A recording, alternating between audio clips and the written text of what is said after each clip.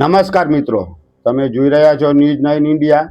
આપણી સાથે છે પુરાજી ઠાકોર, જે તાલુકા ભાજપના પૂર્વ સદસ્ય પણ છે. પણ એમની જોડે આપણે સીધી વાત કરીએ. પુરાજી, શું તમારું કહેવું છે? અત્યારે જે ટિકિટ ફાળવણી જે થઈ હતી જિલ્લાની તાલુકાની, એ બાબતે શું કહેવું છે?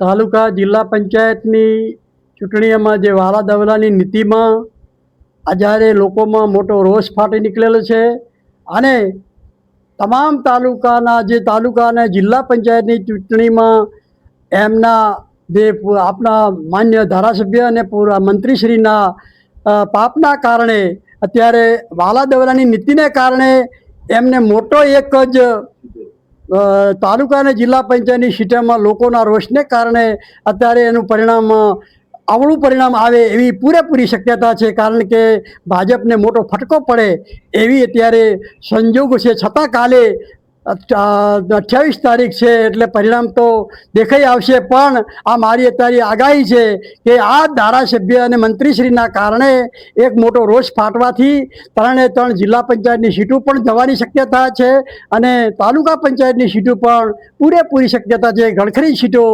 નીચેની પણ જવાની શક્યતા પૂરેપૂરી છે. ભાઈ, તો એનું કારણ શું છે? કેમ કે તમે નારાજ છો ભાજપથી, કે તમે પહેલા કોંગ્રેસમાં હતા, કોંગ્રેસમાંથી તમે ભાજપમાં પણ આવ્યા, તો ભાજપમાં આવ્યા પછી કેમ નારાજગી દેખાય છે તમારી? નહીં, મેને જે કોંગ્રેસમાંથી મને ભાજપમાં લાવવામાં આવેલો છે, હું આવેલો નથી. મને વચન આપેલું હતું કે ભાઈ તમને જિલ્લા પંચાયતની ટિકિટ આપશું. એવા નેતાઓએ અને સ્વરૂપજી મંત્રીશ્રીએ પણ વચન આપેલું હતું. આ વચનનું ન પાળવાથી લોકોમાં રોષ ફાટી નીકળેલો છે. એટલે એનું પરિણામ અવળું આવે એવી પૂરેપૂરી શક્યતા મને લાગે છે. કારણ કે આ લોકોએ સગા વાલા અને વાલા દવલાની નીતિઓને કારણે ટિકિટો જેમ આવે એમ ફાળવી દીધી છે. એને કારણે પરિણામ અવળું આવી શકે છે. મુકેશજી ઠાકોરે પણ ઠાકોર સમાજને પણ અપીલ કરી હતી કે આપણે ભારતને છે ભાજપને આપણે બતાવી દેવું છે અને આપણે ભાજપ વિરુદ્ધ મતદાન કરવાનું છે. તો એટલું બધું કેમ ઠાકોર સમાજને એટલો બધું ભાજપથી એટલો બધો આક્રોશ છે? નહીં, એ અમારા ઉત્સાહી અને એ આખા સમાજની એ પણ મુકેશભાઈ પણ એક મહેનતુ યુવાન છે. એને પણ એ લોકો એ બાજુ અન્યાય થયેલો છે. એ વિસ્તારના જે સેનાના માણસો અને તમામ સેનાના અન્ય એના જે સાથી મિત્રોને બધાને અન્યાય થયેલ છે. દિયોદર, બાબર વિસ્તારમાં જ્યાં આ જે નેતાઓએ અન્યાય કરેલ છે એનો પણ એ પરિણામ પણ ખાસું માઠું અસર કરી શકે એવી મુકેશભાઈની પણ અસર થઈ શકે એવી છે. અચ્છા, તમે કોંગ્રેસમાં હતા તો તમે કોંગ્રેસમાં કેમ નારાજ થઈને પછી તો ભાજપમાં આવ્યા? અને ભાજપે તમને ટિકિટનું વચન આપીને ટિકિટ ના આપી એટલે વળી પાછું તમે ભાજપનો જે વિરોધ કરો છો, બરાબર, વળી એવું તો નહીં થાય ને કે વળી પાછું તમે કોંગ્રેસમાં જતા રહો? ના, પૂરેપૂરી કોઈ સવાલ જ નથી. હવે મારે અગાઉ પણ મેં પત્રકારોને વાત કરી હતી કે ભાઈ મારે કોઈ સમાજ સેવા કરવાની છે. અમારા કોઈ સામાજિક ઠાકોર સમાજના જે સમૂહ લગ્ન હોય એવો આયોજન નહીં કરવાનો છે. કોઈ કોંગ્રેસમાં કોઈ જવાની કે કોઈ શક્યતા છે જ નહીં હાલ તો. પણ આ જે નેતાઓએ જે અમને અન્યાય કર્યો છે એનું પરિણામ ચોક્કસ ભોગવવું પડશે એવું પૂરેપૂરી વસ્તીને પણ અસંતોષ છે. કારણ કે આ અત્યારે એક બાજુ અસંતોષને કારણે વોટિંગ પણ ઘણું ઓછું થયું છે.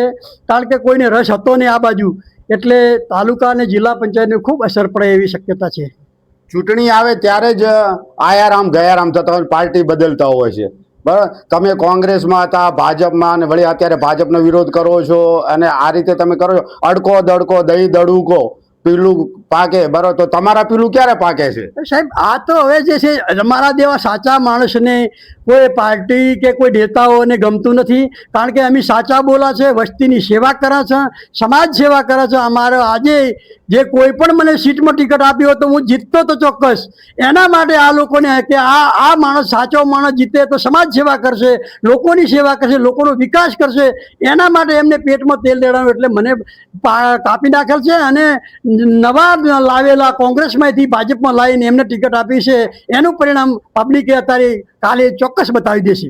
તો આવતી વિધાનસભાની ચૂંટણીમાં તમે શું કરશો?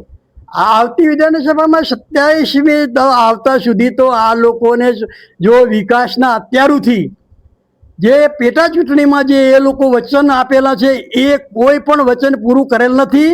કારણ કે જે અમારા જે 12 ગામ છે કુવાળા, ભીમોડી, અબાસણા એવા 12 ગામ છે.